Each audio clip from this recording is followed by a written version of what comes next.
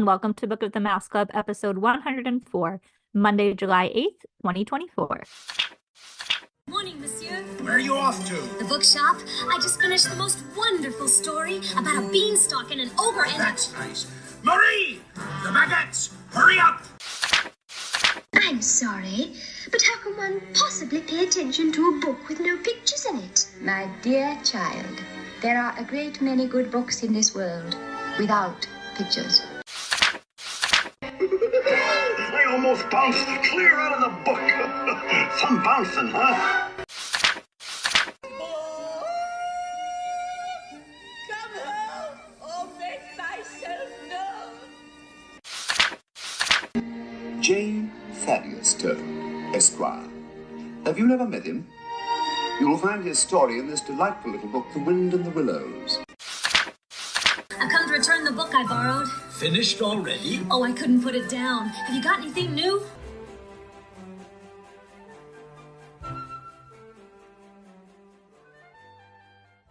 Welcome back. I'm your host, Courtney, and I am joined, as always, by the Fifi to my Gigi, my lovely co-host, Emily. Thanks, Courtney, and welcome, listeners, to our Tropical Hideaway. Let's get this show started right away. Yeah, we better get the show rolling. Welcome to the second of 3 installments in our Adventureland Attraction Summer Series. In June, we explored the Swiss Family Robinson in honor of the Disney film and iconic treehouse of the same name.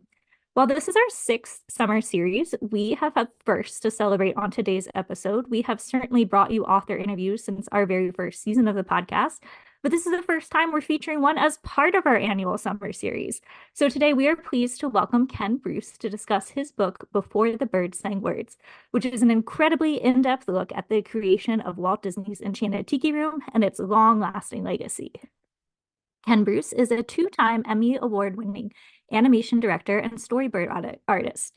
His story work has appeared in 3 Best Animated Feature Academy Award winners, Toy Story 3, Up, and Shrek, 2 of which were nominated for Best Picture.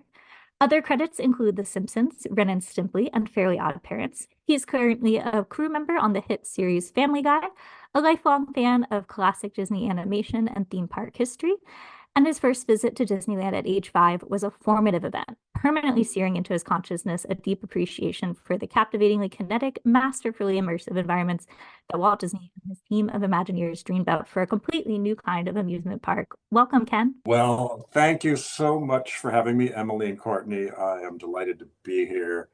And yeah, I love chatting about this subject, so I'm ready to go. Well, like the Walt Disney Company, you are a combination of animation and now theme parks with your book. So before we get into your book, just to learn a little bit more about you, how do you think animation and theme parks go so well hand in hand together? Good question. Well, they're all ultimately ways of telling stories. The theme parks don't tell stories in a straightforward, let's open up a book and tell you a story, but they're worlds that bring you through experiences that do have beginnings, middles, and ends. Many of them are adventures that you participate in as the central character. So, and Disneyland was created by movie makers. So hand in hand, it's storytellers telling stories in a new and different way. They do go hand in hand beautifully. I agree. Yeah, I think Emily and I was an English major. Emily was a history maker. We certainly love stories and we love Disney. So that is why we are here today. We're going to start by entering Adventureland in Disneyland, and the Adventureland dedication plaque is something that we've been considering in each episode for the summer series. So it reads, quote, "Here is adventure, here is romance, here is mystery, tropical rivers silently flowing into the unknown, the unbelievable splendor of exotic flowers, the eerie sound of the jungle, with eyes that are always watching," end quote. So the Tiki Room comes after this dedication, after the opening of Disneyland in 1955. So even after being added to the park, how do you think Walt Disney's Enchanted Tiki Room fits that dedication? Oh, wow. I think it does. What immediately comes to mind was before the Tiki Room, Adventureland had a different tone. Not only Adventureland, but the entire park. Certainly the Jungle Cruise was a fanciful attraction, but it was trying to be a little bit more educational, believe it or not, in the earliest days, because it was launched alongside the True Life Adventure series that every American knew about and celebrated. That was in the movie theaters. And those were fanciful documentaries, but they were also about learning. So once the Tiki Room landed, it was like all bets were off. This can also be a place of fantasy, of silliness and comedy and zaniness. It no longer had to be that true to life, but it still fits the placard. Adventureland is really about the exotic. And and even though the Enchanted Tiki Room was zany, it was definitely exotic, and it was also, of course, very much reliant on the incredible tiki pop craze that was going on in America at the time. So yeah, I think it fits. I think it fits beautifully, but just in a more fantastical way. Yeah, I'd agree. This is, I guess, an honor in a way. We shaped our summer series around your appearance here. So I'm glad to feel that you certainly feel that it fits. But let's dive right into the book itself. We'll kind of get like a bit of the elevator pitch for your book. I love that you included a foreword by Brad Bird, not just because his last name is Bird, as he speculates, but he says, Yeah. if Walt Disney's Enchanted Tiki Room attraction is the tip, this book is a chronicle of the enormous iceberg of wildly disparate influences hidden beneath it. So what would you say is the tip of the iceberg for the Tiki Room that you would assume people are most familiar with? And then just at a high level, what is that under the surface that you feel really gives the attraction its richer history? Little, pitch for our audience. I actually think the tip of the iceberg is probably Walt when he's 17 years old, driving an ambulance around France at the tail end of World War I. He's tasked with, among other things, recommending interesting sites for VIPs who are coming in. VIPs in World War I doesn't seem to align, but it did, for high-ranking officials. So where could they go? And one of the places he would tell them about was a place that he loved, which was a visit to the Strasbourg Cathedral in Alsace. I'll never get the pronunciation right. In France.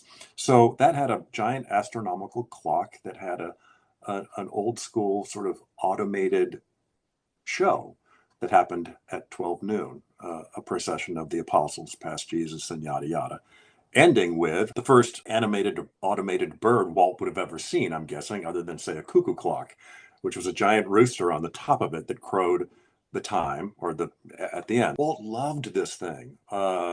It was playful and fanciful and unexpected, and launched him forward into an adulthood collecting all manner of mechanical toys. That love of mechanical toys, you can track all the way through Disneyland and right up to the entrance of the Enchanted Tiki Room.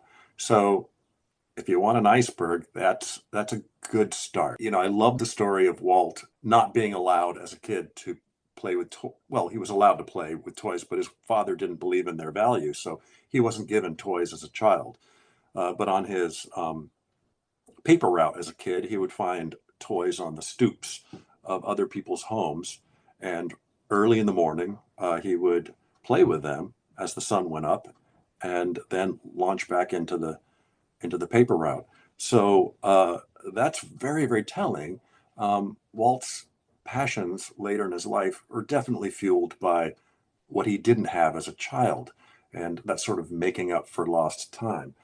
And again, that is a path that leads right to the doorstep of the Enchanted Tiki Room, which, if you think about it, is a toy store come to life, a very magical thing. So Walt loved that Enchanted Tiki Room as it came into being, and was very, very involved in it. That's, the tips of icebergs often start when you're young. And that was definitely the case with Walt. I feel like the story, and you mentioned this, that most people are familiar with, is the tiny mechanical bird he got in New Orleans that he asked to disassemble, and then, the Tiki Room. And I found it so great. And I loved how the way you laid this out is I didn't recognize how much time passed between him getting that bird and the actual construction of the Tiki Room. And I think that's so important because that's kind of the common history passed around is he found this bird, he asked an Imagineer to take it apart, and boom, audio animatronics are born. When it actually took a lot more time, even from getting that bird, and then you give us even more context leading back. Yeah, the real story is always more complex than the myth, and that is definitely a myth. In fact, so much of the fuel for me writing the book was to just sort of break apart those myths and talk about the real story and how that real story is always much more interesting than myth. It's not as tidy and pretty and heartwarming. I would always argue far, far more interesting. Yeah, that antique bird, there are two myths embroiled in that one. One, it did not inspire the Tiki Room. It did have a link to audio animatronics for sure, but not in a grandiose way. It was just a reflection of his interest in mechanical toys, and all he did was bring it out to his engineers, Imagineers today, to say, hey, I think we can do better than this, as he was building his little diorama project, which is a different story, and then as they marched into the Tiki Room. The other myth is it probably wasn't an antique, though that bird was the product of a French automated bird manufacturer. Long after he died, the company continued to make them right in through the 60s. So it's highly likely that Walt didn't pick up an antique. He picked up a brand new antique bird that had probably been made not that long previous. That was a family that kept making them. They remained state of the art for that kind of figure. That story's been bandied about, and because it sounds so pretty and heartwarming, we just assume. Just like Walt's idea of popping out on a train for Mickey Mouse. Exactly. Or sitting on Griffith Park on the bench. Yep. Is the only place he dreamed. The myth, the legend, Walt Disney. And there's another one too. The first audio animatronic bird wasn't the Tiki Room birds. It was a group of ravens sitting on a tree for the mine train through nature's wonderland. They were very, very crude, but they had decided to call that tech, which was an early version of audio animatronics, literally audio animatronics. So yeah, the Tiki Room birds weren't the first audio animatronic birds. It was a group of ravens whose beak moved alongside their verbal cause. I love breaking down the myths. To me, these myths also do a disservice to the hard work that goes into creating these attractions, and the chaos and the messiness and the back and forth. I love the fact, especially in the context of the Tiki Room, that these people were doing something that had never been done before. Walt had pulled a bunch of people aside and said, I need you to create a room full of automated birds that give restaurant goers a really unique experience. And they didn't know where to, they didn't, what? Completely daffy. But Walt believed in them, and that was enough for them to go, you know what, if Walt believes in me, I'm going to figure this out. And the fact that they did blows my mind. My respect for engineers has gone through the roof since writing this book. I often tell others that my dad, who was an engineer, I wish he was around now, because after writing that book, my respect for what they do is knows no bounds now. They are problem solvers to the nth degree. Like, how do we do this? And then figuring it out. So yeah, this was utterly new. This whole idea of a push button musical review. And mind-blowing in its day. Still is to me. I want to jump back to a word that you said was context, which to me, I'm a history teacher. I teach historical thinking skills. Contextualization is one my students struggle with the most. But context really is the driving force of this book. We have a whole third of the book before we even start talking about the Tiki Room in the 60s. So why is context so important as a historian, as a writer? Why is that element so important to your book, but also understanding the Tiki Room? Here's something that just popped into my mind, and it was something that I told students when I taught at CalArts. If we jump into images of a family mourning at a funeral, it's just images. But if we get to know the family, if we get to know who passed, if we get to know their stories, if we get to know their connection, we jump into that funeral and we're bawling. We are absolutely feeling the feels. It's the same with this story, though the analogy might be a little weird. To know the context of it, to know all the pieces that needed to come together to create this zany little thing, to know the hard work, to know the struggles, to know the dreams of and passions of the people that put it together, that brings so much value to the story that by the time we actually see this thing coming together and then eventually opening and working, it's an emotional ride. It certainly was for me, and I do know that other people who have read the book appear to agree. That means everything to the story, the nitty-gritty behind the scenes. Emotional resonance doesn't come from popping ahead. That's why we scream about spoilers, in every bit of narrative. If we know that spoiler, that journey becomes useless. And so that's really what it is. In a way, the existence of the Tiki Room might be a spoiler, but I enjoyed the journey that you took us on to get there. It has definitely enriched my understanding of the attraction, all that went into it. I will be heading to Disneyland for a half marathon later this year, and I'm certainly going to make it one of my top spots. No, and that is the greatest compliment imaginable, is that idea that I read the book, Ken, and now I'm going to be going to the Tiki Room. I mean, I always go to the Tiki Room, but I'm really looking forward to it with the knowledge behind it. Yeah, but now that I have this new bit of information, it's like, I've told this story too. The idea of like, well, we go into a museum and we wander past the art and we think nothing of it and are on to grab a coffee at whatever afterwards. But if you actually sit down with a curator or a tour guide and hear the story about the painting, and all of them do, every great painting has a great story, you'll never walk past that painting again. Curiosity, those that have curiosity are the most blessed people in the world, because they celebrate the stories that make the little things so much more interesting. It's about a closer look, and once you take that closer look, you'll have hopefully a new appreciation that is invaluable. So yeah, the idea of going back to the Tiki Room with that additional information means everything to me, especially on the having read the book.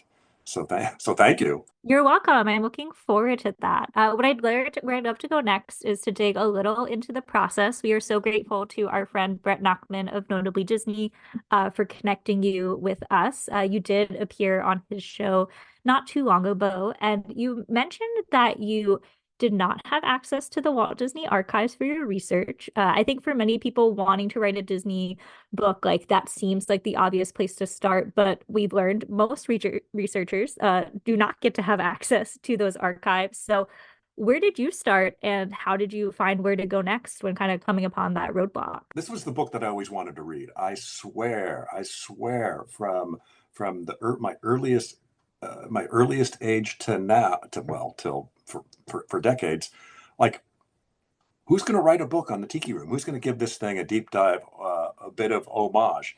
And so I was just, I wanted to read that book so badly.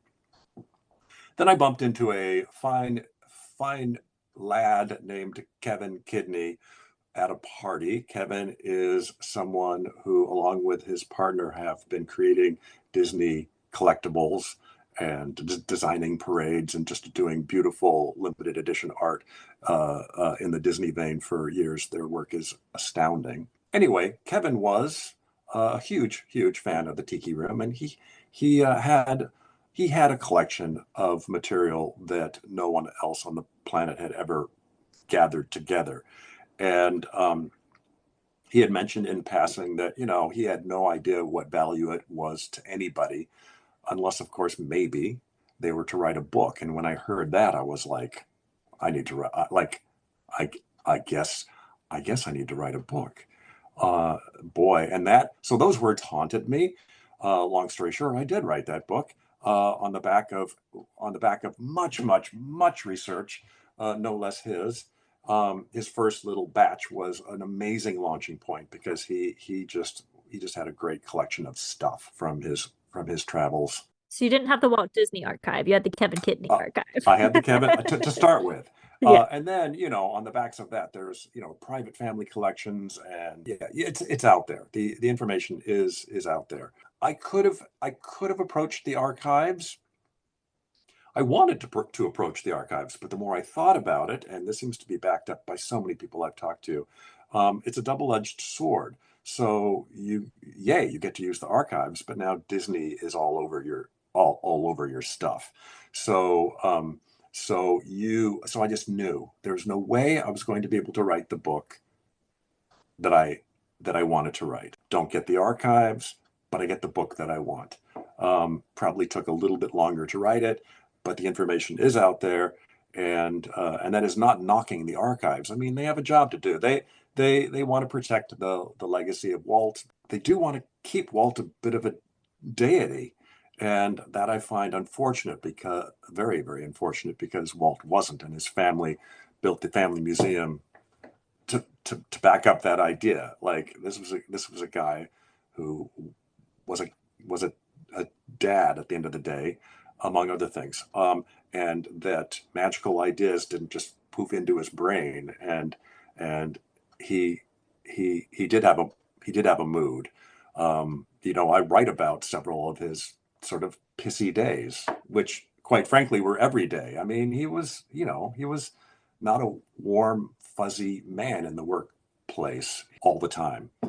Much of the time he wasn't. So I was able ultimately to write exactly the book that I wanted. We read a lot about Walt. We're 7 years into this podcast. We've read a lot, but we continuously learn new things. And Walt Disney, not even just from the archives or from the company, but in general, has turned into this like mythological person.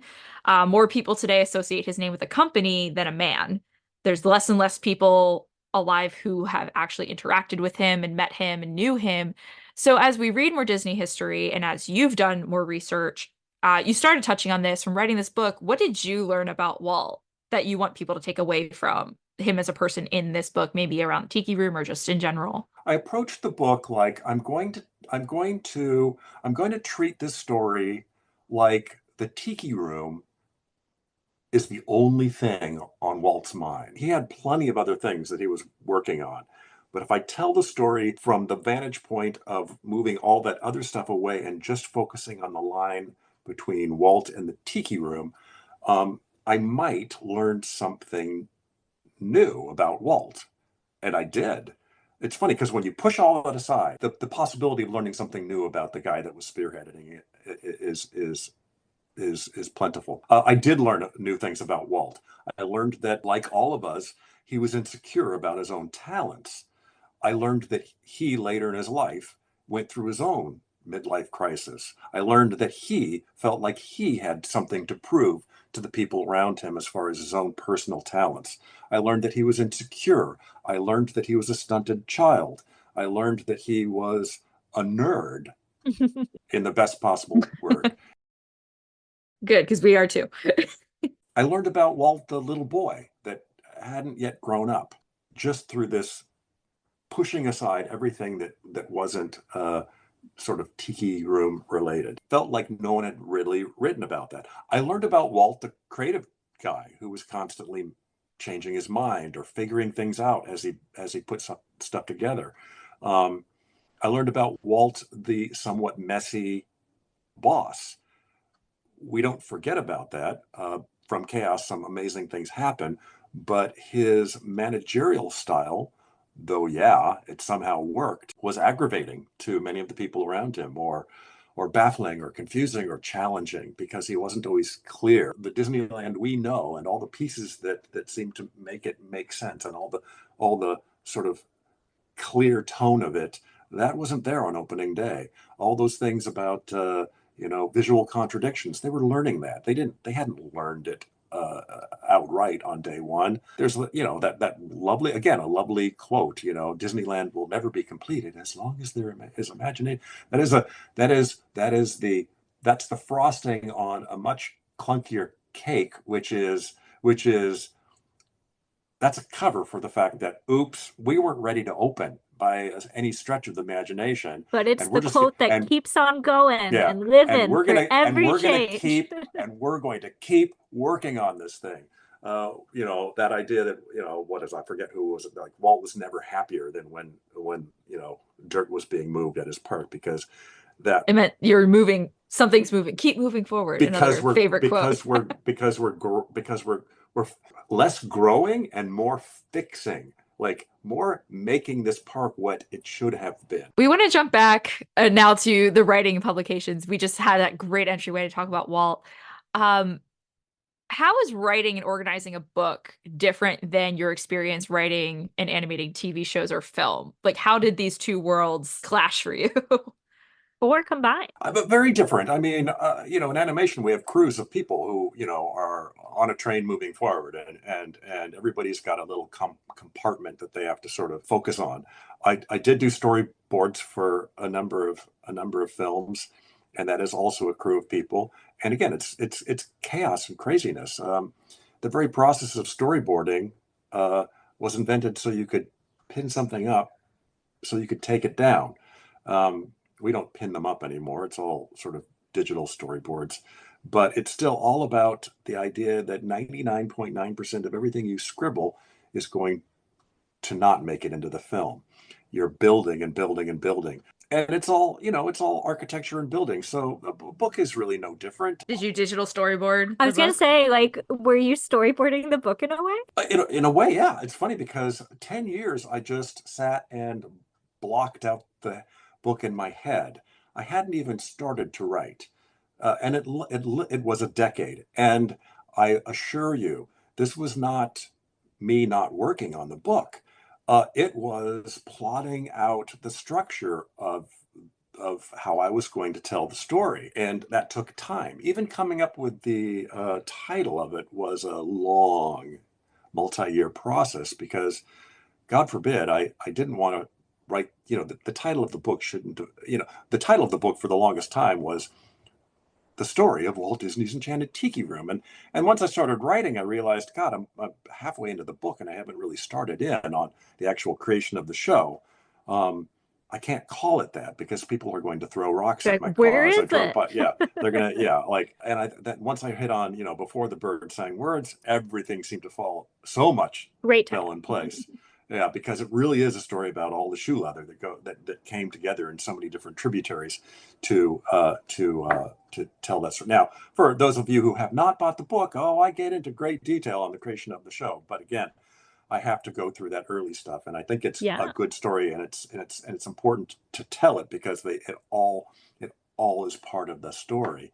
One of the best compliments I got on the book was a friend of mine says, "Ken, I'm like, whatever. I'm 200 and something odd pages into the book, and and it's still a restaurant." And I thought, yes, I've done my job. That's the point. Yes, like I am telling it in real time. Like, spoiler alert. The Tiki Room eventually wasn't a restaurant, but for the longest time it was. I'm seeing the parallels. It was a long process to build the Tiki Room. It was a long process for your book, but an important step in the process is publishing. So we just like to hear about our author's publishing experience, like any takeaways from that, challenges, exciting moments. I dipped my toe into reaching out to actual publishers, some of them associated with colleges, and I quickly realized this is going to be utterly dispiriting. How do you sell this idea to anybody? You don't. I believed in the book and I believed in the story and I knew it was a good one. But I didn't need the headache. You know what? I'm just going to self-publish, which is exactly what I did. Cost effective? No. Will I ever get back the amount of money that I poured into making this book? Probably not. Like, it was a huge amount of research that cost a huge amount of money. Okay, I had no idea it was self-published because it is so beautiful. Like, not to put a stigma on self-publishing, but like, it is a hardcover. It is bound. Dust jacket. Like, it is a beautiful. I'm obsessed with the yellow. I have a chair behind me. It's kind of hard to see. This is my favorite color. You literally published it in my favorite color. This mid-century goldenrod yellow is my favorite color. I was so excited. Because it's bamboo. It's the tiki Yes. room. It's the right color. So no, it Gorgeous. was self-published. It's embossed. My ego would not allow it to be a crap book. I'd worked too hard on it. Again, 10 years of research and 6 years of writing. It took over. Like Wow. it was ridiculous. Well, the fruits of your labor are well shown and well cared for in the book. Thank you. I appreciate that. So no, it was self-published. I did pull aside a friend who I knew could be a good editor, and he was. He had never edited before in his life, but like Walt asking his animators to create a bird room, I believed he could do it, and he did. He did a beautiful job. His name was Scott McPherson. I pulled a friend who I worked with at Nickelodeon to do the cover based on ideas that I had, and he knocked it out of the park. And then I had a book designer and all of these people have to get paid. And they did. It ultimately had to be self-published because I just felt even a publisher was going to start. It's all ego. Like the idea of someone coming in and going, I respect this part that. really bores me. No, you knew what you wanted and you knew what you needed to do to get that done. I absolutely respect that. And like I do, I think, and again, my editor was a friend, so that actually softens it too. And he thought a lot like me in regards to, oh dear God, that sentence is too long and blah blah blah, and I don't understand this and yada yada. So I do believe if for those publishing books out there, you need an editor because you need a different set of eyes. But make sure there's someone that you really have a connection with, and make sure there's someone who thinks like you and has the same sensibilities and understands the history, I'm sure. I don't know if this would have went well if he also did not enjoy the Enchanted Tiki Room. Yeah, exactly. No, Did you get him a Dole Whip at least after? Like, thanks for no. Celebratory I Dole think you Whips. owe him Yeah. one. I probably do. Right now, my editor is actually listening to my audiobook chapters as they're sent out, so Yeah, he can let's additionally Yes. make get notes. into that. We want to talk about that.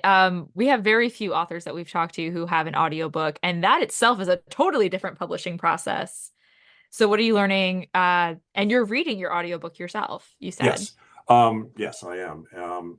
I'm learning a lot. Well, first of all, I'm learning a lot about me and how many breaths I take between every third word. Like, what's that about? Do I need to talk to a doctor? What am I learning? Well, first of all, I actually did reach out to people who do that for a living.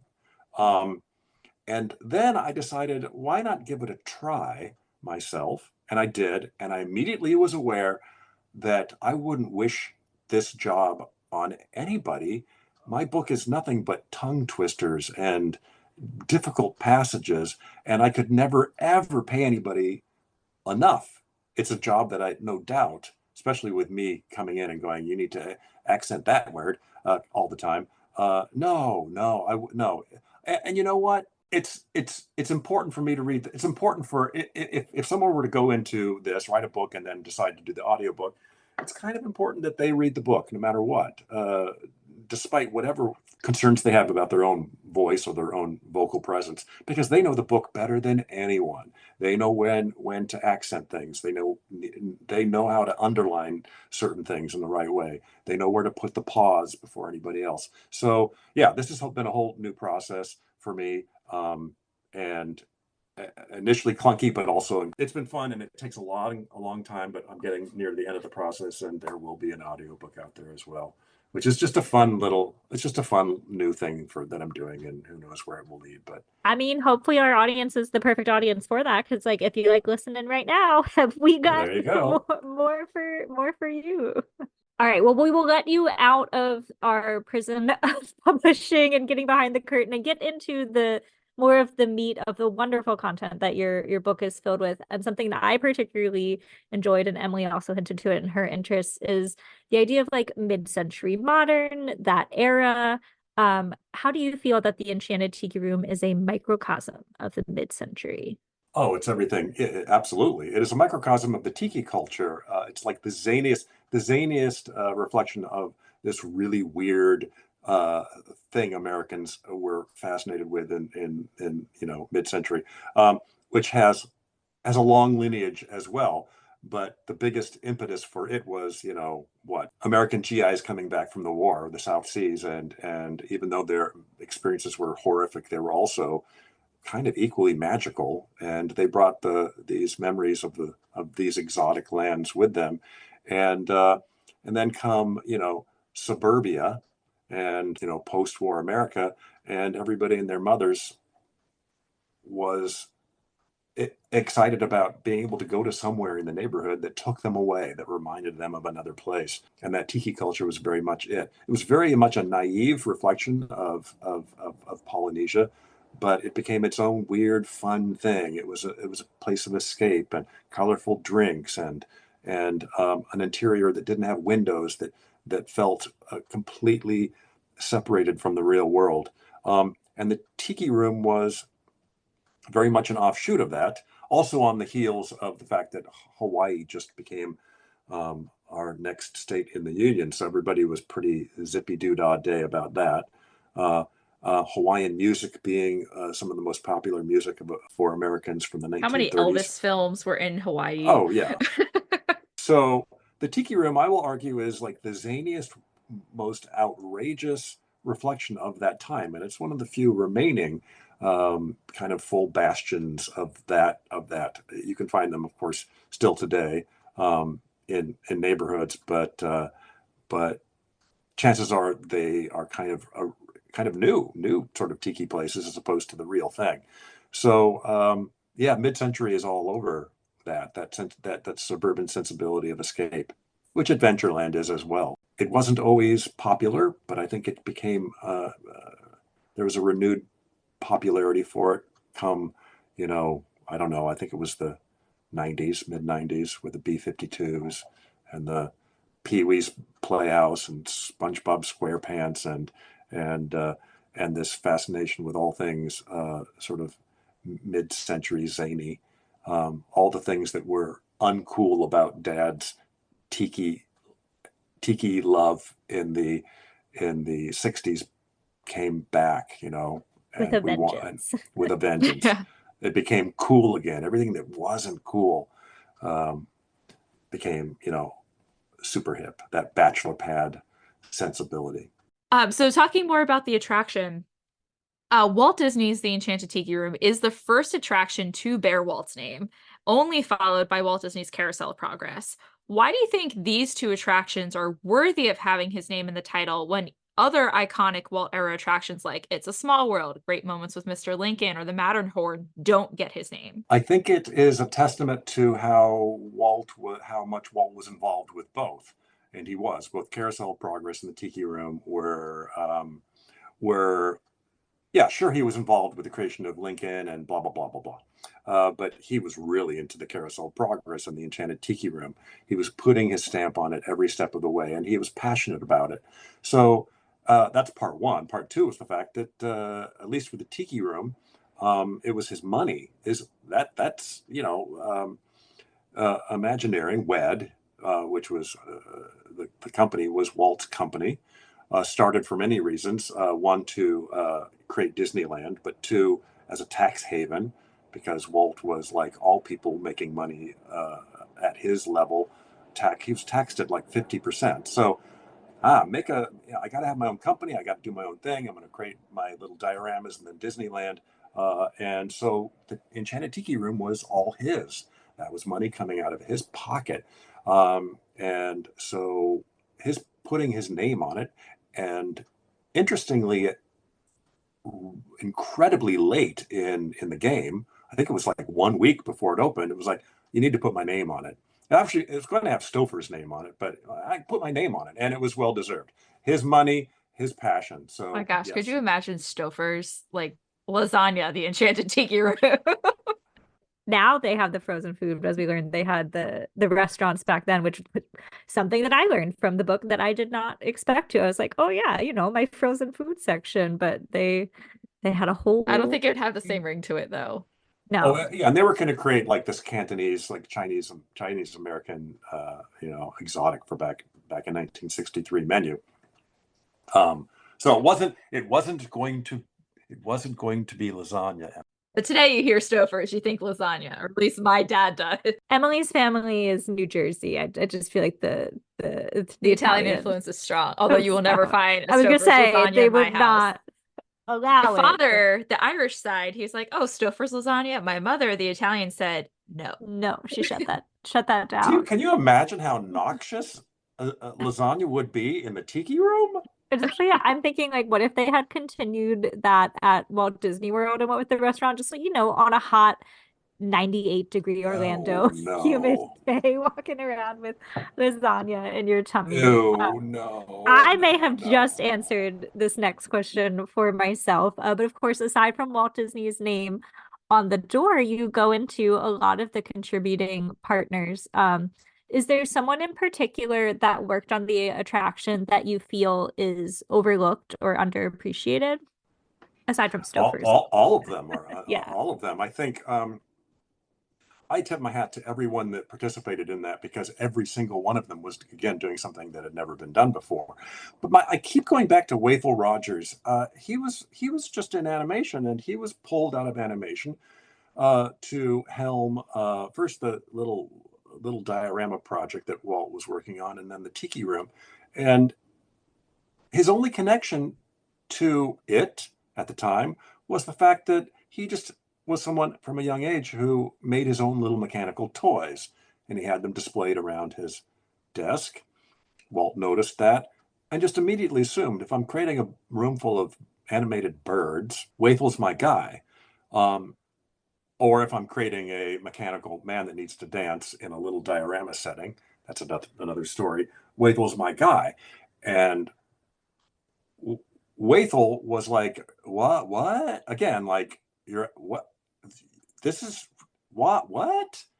You have, like, to go into his brain is to be like completely baffled. Like, thank you for believing in me, but this is just, I don't know how to go about this. And in fact, Walt was one step ahead. That's why he brings out his mechanical bird. He's like, look at this. I think we can do better. I think you can do better. And all I want is you to be able to take this apart and do it one better. And it wasn't just Wathel. He had a lot of different people take this thing apart, and it couldn't have possibly been the gift he gave his wife. He bought many of those dang birds, probably one or two from Knott's Berry Farm, because I think Knott's Berry Farm had a handful of them. So he had lots of them. I can't imagine him going, hey, Lillian, I'm going to take your mechanical bird that I gave you as a gift, and we're going to take it apart at the studio. So anyway, Wathel is one of them who, again, was tasked with becoming the guy who helped to figure out how to program these birds, how to make them into mechanical beings, how to make them perform with the limitations inherent in them. He was a magician, and humble as all get out, because he never took himself seriously and was always baffled about how he got the job. But Walt's belief in you was worth a lot. And that's one. So many about that. Yeah, I know there's so many. I think it'd be fun if Emily and I each share. I mean, we didn't prep this together beforehand. One that might just speak to my own ignorance that I was surprised to learn was John Hench. I think, of big name Imagineers. Like, no shade to Wathel, it was great to learn about him. This might be also part of, just from what Emily and I have read. We've read Mark Davis in his own words. We've read It's Kind of a Cute Story, Rolly Crumps telling to Jeff Heimbuck. So we had exposure to their experiences with the Tiki Room, but I was like, I didn't really know John Hench touched this, or if I did, I definitely forgot it. So I did my Disney College program at Space Mountain, so it has a special place in my heart. So of course, John Hench has a special place in my heart as well. So it was nice to read about his experience, as I'm sure it seemed rather stressful for him to have to pivot a lot. And John Hench became very, very human. There were things about, like, he was fighting. Well, he was not fighting. He was tasked with creating this restaurant that actually had a little happening where the birds came to life, and did not put on a show, but put on an experience. And he had invested a lot of time and energy into that. So then when Walt changed his mind many, many moons later, John was pissed. John was pissed. And still, to his dying day, he was like, you can't do that. You can't pour your heart into something that's going to be a restaurant and then change your mind. Yeah. And maybe that's how we got Trader Sam's, though. Yeah, Maybe in Maybe a not everything that he personally designed, but the idea of having things happening around you while Right. you eat. Yeah. Someone who stood out to me, I went to the context. I really enjoyed reading about Bob Matty and how he helped build up the mechanical workshop. Again, that context that if we didn't have someone working on this, we wouldn't have the foundation to ask other people to start tinkering with birds and making them move. And him finding talent and bringing them in. Bob Matty was an effects guru. He made little mechanical animals for the movies, a lot of John Wayne films. The Disney studio was taking a huge gamble with this ginormous, incredibly expensive live action film that they were going to be shooting on site at the Disney studios. They had made other live action movies, but they had rented out other studios to do them, and they were smaller films. This was a big budget epic called 20,000 Leagues Under the Sea. Courtney's They favorite. one of my had faves. they had a giant squid, a climactic squid at the end of the film that was supposed to put on a fight. They machined it all up, and it looked awful. And I underlined that word 6 times. It was Oh, just I've seen the bonus it was feature on the just DVD. ridiculous. And with all that money poured into it, Walt knew very well that if this squid wasn't convincing, it would tank the movie / tank the studio. If that movie had not hit, Disneyland probably would not have happened, and the studio would probably have shut down. It was that crucial that this work. So Bob Matty was pulled in, and he became their knight in shining armor. Completely re-engineered a brand new squid that still, had cables that were moving about the pieces. But then they decided to put it in a storm and yada yada. So that squid ended up being incredibly perfect for the movie.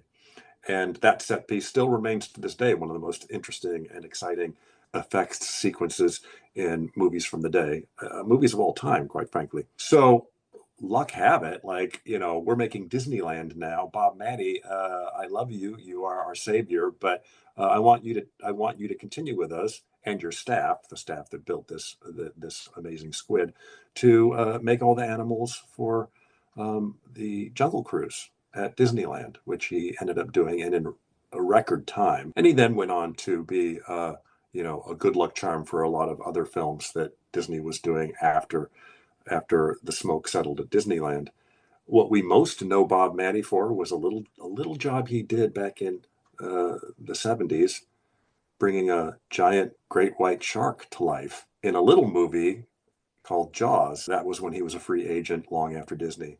Sometimes your third act is just as amazing, if not more so, than the stuff you've done previous. So yeah, Bob Matty's a huge name. And those are just a few of the many found in your book. We are going to give a nod to the lovely and talented and delightfully naughty Harriet Burns, who was in the model department, and she was tasked with, among many other things, finding out a way to make these birds move. She feathered the birds. She was a bird modeler, so she had to find a way to put fur on these birds that stretched, and many times over many performances, 40,000 performances, that didn't rip or tear. So she was an amazing innovator in her own right, and finding inks and colors that didn't fade over time, finding the right ones, layering the bird correctly, coming up with an interior layer that protected the colorful outer layer from stains. This maybe not so glamorous as other jobs. I think it's glamorous, but just as complex and just as in need of an incredible amount of ingenuity and an innovative thought. So, and she's just an amazing character. Like, we need to write a book just about her, because she was impeccably dressed and incredibly gorgeous, and yet she was doing what then would have very much been considered a man's job in a man's world. But she fit in and she survived beautifully and just did amazing. Those are some great people to talk about, and we encourage everyone to pick up your book, read more about everyone else. But as we kind of get to the end of our discussion, we do want to talk about the attraction itself. We love the attraction. That's why you wrote this book. I'm gonna pose maybe the hardest question of the evening. I'm gonna make you pick a favorite child. I need a favorite scene or song in the attraction. Well, I mean, everybody loves the opening number, which was written late in the Yeah. game.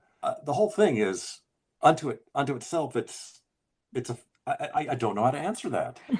Favorite little moments. There are two that are no longer Yeah. there. There's one comment, and now our national anthem, and that's the prelude to Let's All Sing Like the Birdies Sing. That was cut for time in 19 whatever, Ah. 2000 and whatever. What was the anyway? That was cut when they rehabbed it.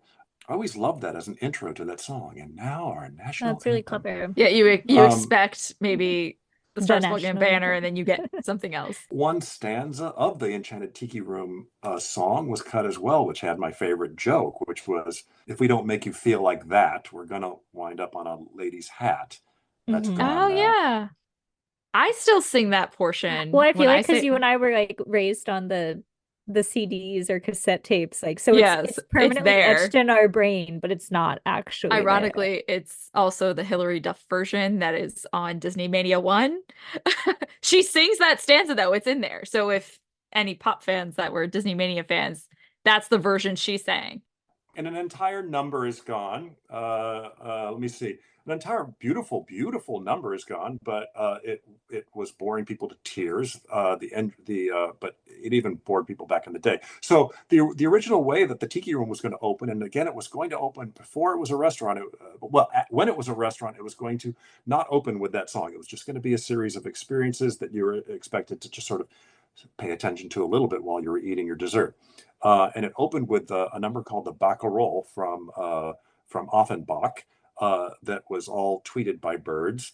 And it had a marvelous sort of organic way of waking up the room. So the lights would have dimmed, and then slowly one bird to two birds to the full bird singing in a sea of darkness as they did this number. And it was a beautiful number, and it was cut for time.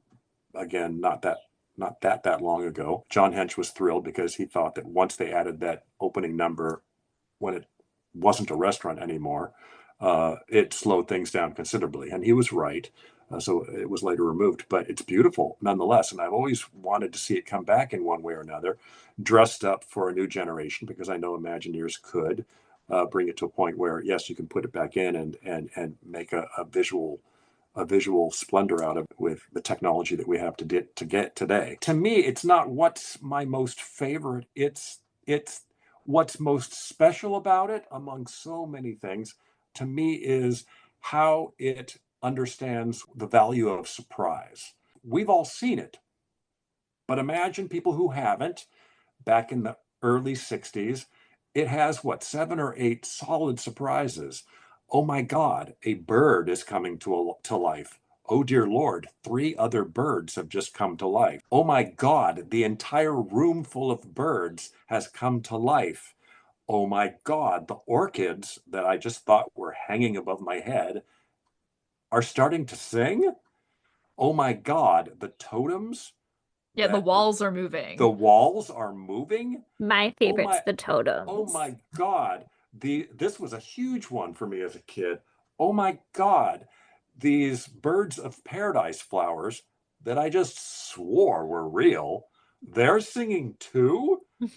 Oh my God, there's a thunderstorm and rainstorm outside. So it just piled up in zaniness. And if you think about that arc, it's like, okay, I believe birds come to life, and that kind of makes sense. And they're putting on a show. Oh, and the Birdmobile. Holy cow! This thing is coming out of the ceiling and unfolding, and it's full of beautiful cockatoos, all putting on another number. So it's just one wackadoo reveal after another, and each more sort of zany and nonsensical as the last, so that by the end of the show, it's just sort of a Monty Python-esque free for all. And so again, that element of surprise, it's all over the Enchanted Tiki Room, and to me, it's the heart of it. It is an old school musical review that has its roots in vaudeville and burlesque. So it's taking that form and then exploding it out into this whole new weird push button automated show.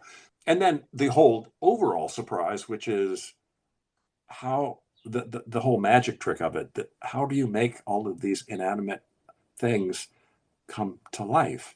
I don't know how you did it. So that idea of surprise to me it becomes for generations of Imagineers since the North Star. Like Yeah. if we can, that's if we can take an audience and surprise them, give them a I did not see that coming moment, and then hopefully many of them, then we've done our job. And that is an incredibly difficult thing to do. And the Enchanted Tiki Room not only does it, but it does it many, many times. So there you have it. So to me, it's the element of surprise that I can't pick one. The whole That's fact. You it is won't its pick a own favorite is its child. own thing. Yeah, I can't pick my Courtney, own. you said totems were your favorite. I do like the totems. I think that's one of my favorite elements of surprise because they're just, it just looks like decor background, and then you're like, oh wait, no, their mouths are moving, their eyes are as well. What about you, Emily? And they are within touching. Everything is very, very intimate Yeah. about the show in Disneyland. And in fact, again, I talked about this in the book, when they opened up the version in Florida, they had more space. And for some strange reason, they opened up the room. It's a much larger room. So everything is a little bit more out of touch. And I think it doesn't do service to the power of the original show, because that intimacy, that sense of being so close to all of this is pretty amazing back in California. Emily, do you have a favorite? So I actually find my favorite part, I love the opening introduction number. I mean, it's what gets you in the mood. It's the song that everyone knows. But what I find more and more when I go to the attraction more recently, I tend to look at what is not in the spotlight when something else is going, because I find it so fascinating that even when a bird is not singing, it's not their song, they're still moving, they're still breathing. The totems, the eyes are still going. If like you actually take a second to look at them before the big reveal, like if you watch long enough, they're still moving, even though they're not highlighted. And I really love that level of detail.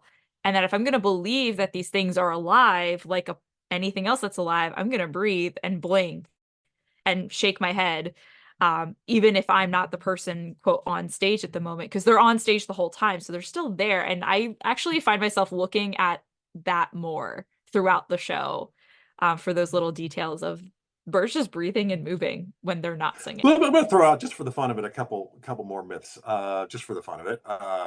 The Tiki Room birds blink. False. They do not blink. So many people think that the Tiki Room birds, at least the main ones, the masters of ceremonies, blink. They don't. There's also this sort of myth about, oh, those birds are so clacky and clicky. They're actually not. People, if you listen to that first number, the Enchanted Tiki Room, Tiki Room number, it is full of percussion and percussive goodness. And in fact, they even built in the idea that the toucan's beaks were going to be keeping track with like a metronome. It's those clicks and clacks that are built into the actual audio of the opening number. So though yes, the birds do make a little noise, actually not as much as you think, believe it or not. That's always been a myth that bothered me. They're not that loud. Just as you close out your book of After the Birds Sing Words, if you want to share with our audience, how do you feel that the Tiki Room now brings us to the theme parks of today? When the Tiki Room comes out, there's no Pirates of the Caribbean, there's no Small World, there's no Lincoln, none of that. It's the first of its kind. The idea of an automated show, creatures coming to life and putting on a full-born show, an automated show, brand new, never been seen before, utterly beguiling, and for many people, almost a spiritual experience in the context of the day. Again, using defense hardware used to launch missiles and test launch missiles in the creation of a joyful show, utterly amazing. I look at early pictures of people in the audience, and their jaws literally have dropped. It was that amazing, and that. There are better attractions, arguably better attractions than the Enchanted Tiki Room, but none more consequential. This thing changed everything. It changed the tone of Disneyland. It changed how shows were created. It opened the door for much larger and much more complex automated experiences, where not just show elements but ride vehicles are perfectly timed to what you see. Without the Tiki Room, there wouldn't have been automated figures in other theme parks. Yeah. You know, and some pretty amazing ones at that. On the flip side, there wouldn't have been Chuck E. Cheese's across America. Oh, goodness. God forbid. That might have been for the Charles better, but Entertainment Cheese. Yes, exactly. But it changed theme park history forever. So attention must be paid. We are so grateful for the in-depth amount of attention that you paid to it. We do have two questions that we always ask our authors who join us on the show as we wrap up here. And the first is, aside from your own, of course, what is a book about Disney that you think we should add to our shelves? The recent book, and I know you have it because I think you just told me that you had it, or recently told me you had it, is Mark Davis in his own words. We have not. That's a two-parter, 2 books in one sleeve, by my friend Chris Merritt and Pete Docter. yeah, they're great. And it's funny because Chris Merritt actually wrote a book on Knott's Berry Farm. I don't know cool. if you know Knott's Berry Farm. Maybe you do. I have not been. It's on my bucket list. It's a fun park. So he wrote a history book on the Enchanted Tiki, on the Knott's Berry Farm that I ate up and read twice and loved. And it's funny because the moment I marched forward with this book, I hunted him down just kind of because I wanted his blessing. He didn't know that, but I kind of wanted him to sort of go, yeah, go ahead, make that book. And so he was the first person I reached out to and just had a lovely lunch with. And I don't know that he technically gave me his blessing, but it was a nice enough meeting for me to move forward because I love what he does. And in fact, my book designer was his as well for his Knott's Berry Farm book. But anyway, his Mark Davis in his own words book is phenomenal. Great pictures, great information. I kept coming back to it many, many times in the writing of my own book because there were lovely little hidden Easter eggs that really, really helped me sort of create a timeline. It's great. So if wonderful. If any of your listeners don't have it, it's just great. It's just great. No, it is a coffee table book. 2 of them. Sure. We did that back in 2020. So it's been, as hard to believe as it is, 4 years. So, maybe newer listeners might not have been or familiar or gone through the back catalog. So I agree that is a great one for fans to have on their shelves. Let me throw out 2 more. Stephen, sure. There's so many books on Walt Disney. One of the best compliments I ever received on my book is the idea that, Ken, you have done something that other books haven't, which is sort of explore Walt's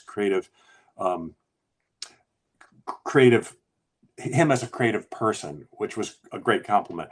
I've read so many books on Walt too, and they're all fine, and you get the nitty gritty. But it wasn't until Stephen Watts's book came out that, and it's been out for quite a while, but I think it's called The Magic Kingdom. That where I really felt at the end of it, I knew Walt as a person, not as a sort of a bigger than life guy. And then there's a much older book, which I think many, many Disney fans revile, but actually respect because it does the hard work, sometimes fairly, sometimes not, of saying, you know what, there are things to criticize about the sort of Walt aesthetic in its day, and let me have at it. And it was Richard Schickel's book, the Disney version, which is often very, very harsh and very, very acidic. He later revised it and said, yeah, maybe I was being too tough, but I still will stand by it. But I do like the idea of understanding the world of Disney not through rose-colored glasses. There are so many people who treat the sort of the Disney world, the world of Disney, as a religion, and you know what? It actually offers more than just that. It offers the magic and the dream and the actual nuts and bolts of how they do it and what it takes and the hard work involved is a story that is as valuable. It's just not as romantic, perhaps, or magical. Magic doesn't make these things happen. It's hard work work. and people. Yeah, fighting and getting their egos battered and bruised, and working together and changing their minds. And anyway, that's those the are all more great interesting options. story. Yeah. Yeah, so one we do have on our shelves and two that we don't. So see, we do have more to add to our bookshelves. I just expanded to a second bookshelf of Disney books. So after 7 years, folks, I'm on to bookshelf number 2 for the Disney books. The last question that we always ask our authors is more about writing. So if you have advice to give to aspiring writers, aspiring Disney historians, something you've learned in this writing process, what do you want to pass along? What do I want to pass along is please don't just rehash the myth. Dig a little deeper, because the first story that you bump into in your research is probably not true, not at all true. It's probably coming from the Magic Factory. I'm not saying Disney, but it's coming from all the fans out there who nostalgia, who like their Disney stories to be a little bit more edible and magical. So do the hard work of deep dive research, and don't trust everything you read. Back it up and do the hard work. Part of me is like, I don't recommend this. It's hard work. But if you're going to do it, hard work. Commit to it. If you're going to do it, set yourself a deadline. Understand it takes a long time. Figure out, like, is the fire under your ass really going to keep you going? When I finished my book, I could not believe that I did it. It almost to a point where I didn't really believe that I did do it, that someone else did it. You did. You're here. Yeah, I can't. It's really Here hard it work, and it demands a level of commitment that is intense. And I nearly gave up too. I'll throw this story out really quickly. When I started, I was like, oh, there is going to be a 60th anniversary of this thing coming up. That was my deadline when the room hit its 60th. And my biggest fear, someone was going to get to this book before I did. Mm-hmm. Someone was going to write before I did, because again, there's this thing looming. And a little bird whispered into my ear, oh, I heard in the halls of wherever, Imagineering, someone was writing a book about the Tiki Room. And it wasn't you, it was person XYZ. And I had a meltdown. I was like, my worst fears have come to fruition. And for whatever reason, I called this person writing this book in a panic. I was like, I don't like that you're doing this. You cannot do this. Please do not do this. I guess if you do this, I must have been a madman. If you do this, you shouldn't do it, but maybe you should team up with me, and yada, yada, yada. Long story short, they weren't actually writing a book specifically about the Tiki Room, but they did share this bit of advice. They said, Ken, assume I am, they didn't say this. Yeah. The assumption was that they were writing this book, but they said, Ken, my point of view is different. I'm going to be doing it from the perspective of Walt Disney. And I immediately am thinking, that's what I'm doing too. You can't do it. But anyway, but they also said, but Ken, do your book. You have to do your book, because your voice is going to be different than mine. And, and there's value in that. Keep going. Best advice I've ever heard. And I owe them a great deal of thanks for that great advice. The upside was they actually weren't writing a book about the Tiki Room. They were writing a totally different book, but I didn't know that at the time. Yeah. But it was still great advice. Yes, there are 700 books about Walt Disney, 8,000 books about the business. But if someone were to pursue another sort of Disney-related book, my advice is believe in it enough to just finish it. and finish it, because if you don't finish it, it's not worth anything. Like all that work, you have to finish it. Well, I feel that your work is clearly shown in this book. We definitely hope that our listeners pick it up. It was a great addition to our Adventureland Attraction Summer Series. We do have one more installment for our listeners, and that is Skipper Stories, True Tales from Disneyland's Jungle Cruise by David John Marley. And we'll be joined by a guest reader who is a former skipper. So stay tuned for that in August. In the meantime, you can keep up with Book of the Mouse Club on Instagram at Book of the Mouse, or email us with comments or ideas to bookofthemouseclub@gmail.com. Please be sure to leave us a review wherever you listen to this podcast so others can find our podcast and read and listen along with us. You can keep up with me, Courtney, on Instagram at Great Gutsby. And you can follow me, Emily, on Instagram at Emily_McD. And Ken, where is the best place for people to buy your book and keep up with your work? Probably the best place is good old-fashioned Amazon. That's where I threw most of my books. However, I do have my own website. I wouldn't have been able to say that, 3 weeks ago, because it kind of was finally polished. And there's still going to be lots and lots of work to be done to it. But the website is open and ready. And you can actually buy a copy there as well, and buy an autographed copy if you want as well. And that is, surprise, surprise, Tiki Room 63.com. Great. We will be sure to include that in the show notes so that our listeners can connect with you there. And as our guest of honor here on the show today, we always close out with a closing quote. So you got to choose. What have you picked for us? This is an incredibly short quote, so That's okay. It will not take any time to read. You've been doing an audiobook, so like you need to give your voice a little break, I guess. I decided to open every chapter with a quote, and this is the quote that is attached to chapter 3. It is my favorite quote, probably. And the quote is, "Whatever you do, do something else." And that was Hans Ulrich Obrist. Love that quote. I saw it on some billboard somewhere. I looked him up. He is a thing. And I think in those few short words, it sums up a deep philosophy, which is branch out. And it fits Walt perfectly as well. And it fits me because I'm in animation. I got a day job. But whatever you do, do something else. I'm a data analyst. Emily's a teacher, but here we are all together, and we are so grateful for your time, for the immense amount of work that you put into your book, and for sharing it with both us and our listeners. I thank you from the bottom of my heart.